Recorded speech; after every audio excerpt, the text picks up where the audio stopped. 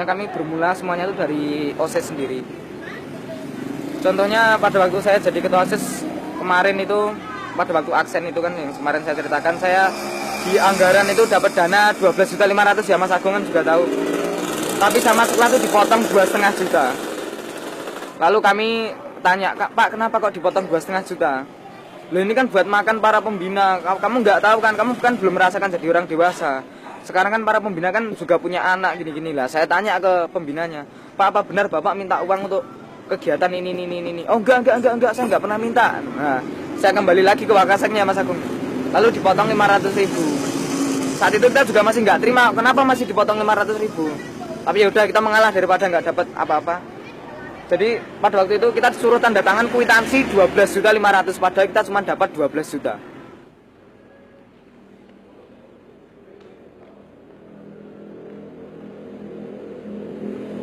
Yang bikin saya akumulasi sangat geram dengan sekolah itu saat pembacaan APBS ya, 2006-2007. Di situ dilaporkan pengeluaran kesiswaan itu sampai 218 juta. Padahal saya hitung-hitung semua kegiatan kami 1 tahun itu hanya 45 juta. Itu sudah bersih sekali, sudah termasuk makan apa-apa segala-gala 45 juta. Itu kenapa sampai dianggarkan sekolah itu 218 juta, itu dananya yang lain itu kemana? Saya bilang Kalau itu sebenarnya kan laporan keuangan atau APBS yang kita sebagai jadi dasar untuk bukti itu kan setiap tahun kan ada rapat komite dan orang tua. Nah itu setiap tahun itu sekolah melaporkan itu. Ya sudah, kita dari itu aja dikumpulkan terus dicocokkan dengan kenyataannya.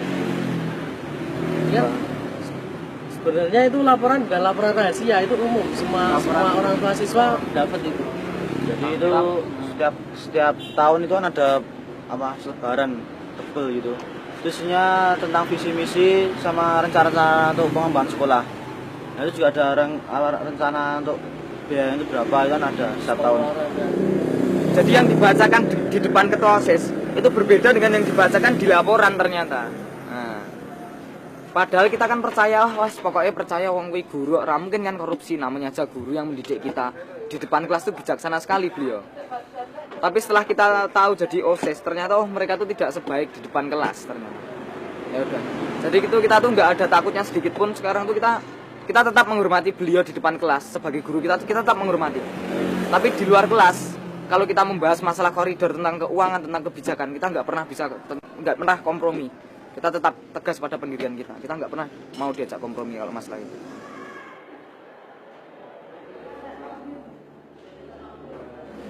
Akhirnya kita sepakat bentuk tim saat itu. Kita sepakat bentuk tim dengan anak-anak organisasi itu sendiri. Tadinya beranggotakan 5 orang. Saya dan 4 rekan saya yang lain itu sepakat bentuk tim yang namanya SOS. Kebetulan itu anggotanya tadinya anak SAS semua, Save Our School. Jadi SOS gitu. Akhirnya kita beri nama itu. Besoknya kita mengadakan perekrutan. Perekrutannya pun nggak sembarangan, Mas. Kita mengadakan perekrutan.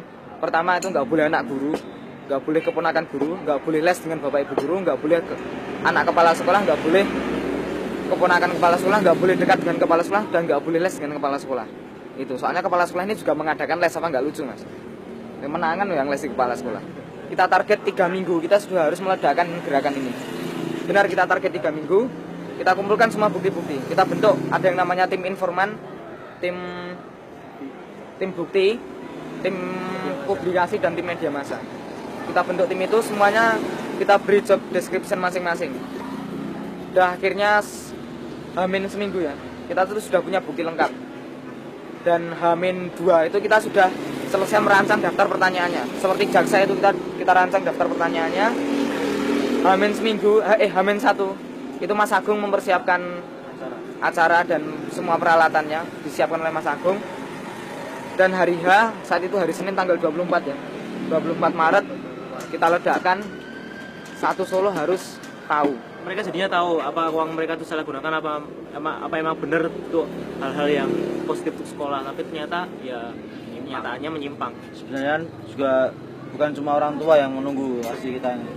Dari tahun ke tahun setiap murid itu, setiap organisasi, orang ikut organisasi itu sudah menunggu-nunggu aksi kita ini. Jadi memang mereka itu sudah merencanakan, setiap tahun ada rencana untuk seperti ini, tapi mereka itu mungkin belum terrealisasi. Kurang-kurangnya bukti atau gimana, mereka kurang persiapan gitu. punya wacana gerakan seperti ini untuk meledakkan SMA 3 itu bukan hanya tahun kami ya, tahun Muklis ya. Tapi itu sudah 2 tahun di atas saya itu sudah ada gerakan seperti ini. Tapi kesalahan atasan kami itu harus izin dulu dengan pihak sekolah, pamit dulu. Kami mau mengadakan ini ya jelas terang-terangan langsung diancam mas saat itu. Ketua OSIS 1 tahun di atas saya itu langsung diancam saat itu. Kalau kamu sampai berani mengadakan demo di sekolah, kamu besok saya keluarkan. Bilang seperti itu. Jadi kemarin itu kami nggak mengadakan izin, guru-guru pun nggak tahu kalau kita tuh mau demo di SMA 3 itu nggak tahu. Siswa SMA 3 pun nggak tahu kalau kita mau mengadakan demo saat itu, nggak tahu.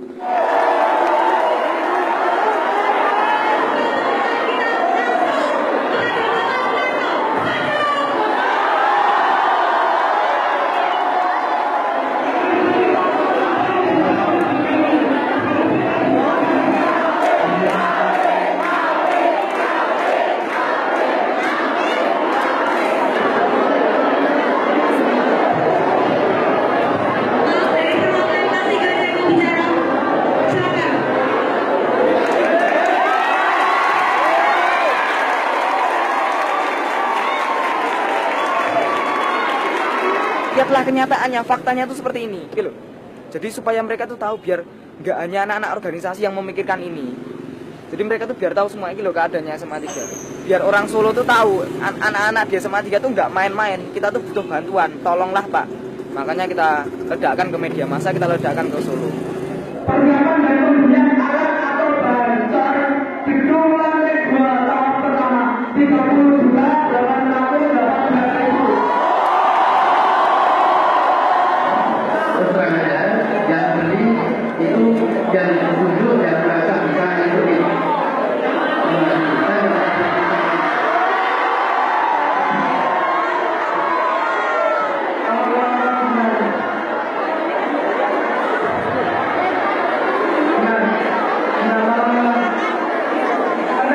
Yang beli itu Rio Satriawan atau yang beli Agung Boyo Kusumo atau yang beli Desa Hadi atau Malik itu terserah. Tapi di sini kan ditandatangani oleh Dr. Andes Hartadi selaku Wakasek.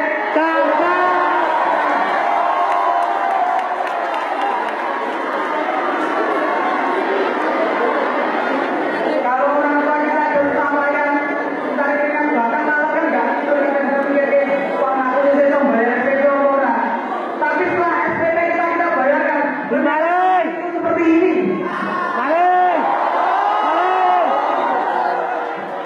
Pada waktu Seninnya demo, kita Sabtu diajak ketemuan sama alumni. Jadi Seminggu itu ada, setelah demo. seminggu setelah demo kita diajak ketemuan sama alumni itu Tahun 86 sudah tua sudah. kita ada 5 orang ya. 5 orang. Ada 5 orang. Kita ngomong-ngomong sama alumni itu. Katanya alumni itu kok kamu berani-beraninya seperti itu sudah sistem di Indonesia. Kamu tuh jangan main-main. Kamu jangan main-main, itu sudah sistem di Indonesia. Kalau kamu mau merubah percuma karena itu sudah sistem di Indonesia, katanya seperti itu. Sudah budaya. Terus kami juga bilang, oh makanya Indonesia sekarang tuh bisa bobrok seperti ini ya Pak ya, karena orang-orangnya Indonesia 20 tahun ke atas di atas saya ini orangnya seperti anda-anda ini, makanya Indonesia seperti ini sekarang. Nah terus Rio-nya bilang, ya mungkinlah Pak, Bapak bisa bilang, Rio yang bilang saat itu, mungkinlah Bapak bisa bilang itu sudah sistem. Tapi kan kita paling nggak lebih bagus Pak, kita sudah mulai mengadakan perubahan walaupun di sekitar kita dulu. Ini kertas-kertas bukti kita semua selama 3 tahun itu. Kita cuma modalnya cuma ini. Bayangkan sekarang untuk kegiatan kesiswaan, kegiatan pelajar atau kesiswaan itu sampai 218 juta. Padahal kami hitung-hitung itu hanya sampai 45 juta. Dan ini kan semuanya keluarnya lewat posnya ketua OSIS semua ya. Lewat pos OSIS semua ini keluar. Seperti kemah, pentas seni, apa-apa ini semuanya lewat pos OSIS semua. Jadi yang megang uang itu ketua OSIS. Tapi kok dilaporkan sampai 218. Pengadaan peralatan multimedia menggelar olahraga. Itu multimedianya tuh ruangnya tuh sampai sekarang nggak ada. Itu kok sampai ada pengadaan peralatan. Setiap tahunnya itu ada pengadaan peralatan multimedia, meubilar dan olahraga. Setiap tahunnya tuh ada seperti ini, Mas. Jadi Sama persis. kalau kita perhatikan di sini kayak seperti di copy paste. Seperti di copy paste, Pak. Pengadaan peralatan multimedia, meubilar dan olahraga, pengadaan peralatan multimedia dan olahraga.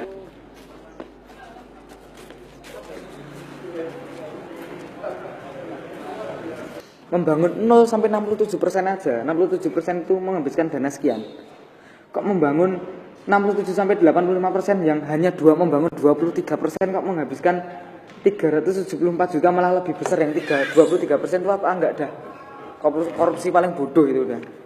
Jadi kan ada selisih 143 juta. Jadi yang di sini yang kita pertanyakan itu pertama itu selisih sekian dulu. Itu kemana? Padahal uang yang asli keluarkan yang ini, yang di total ini tadi.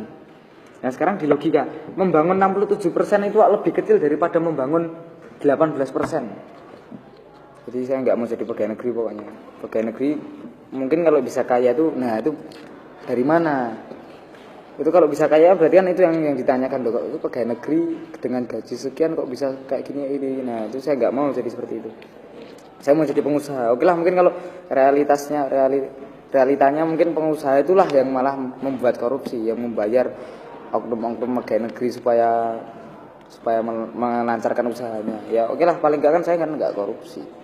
Yang saya berpikiran saya seperti itu. Saya mau jadi pengusaha.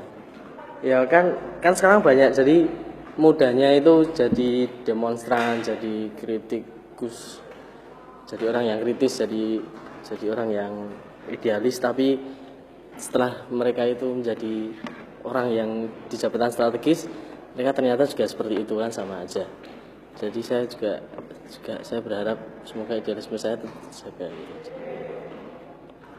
Amin.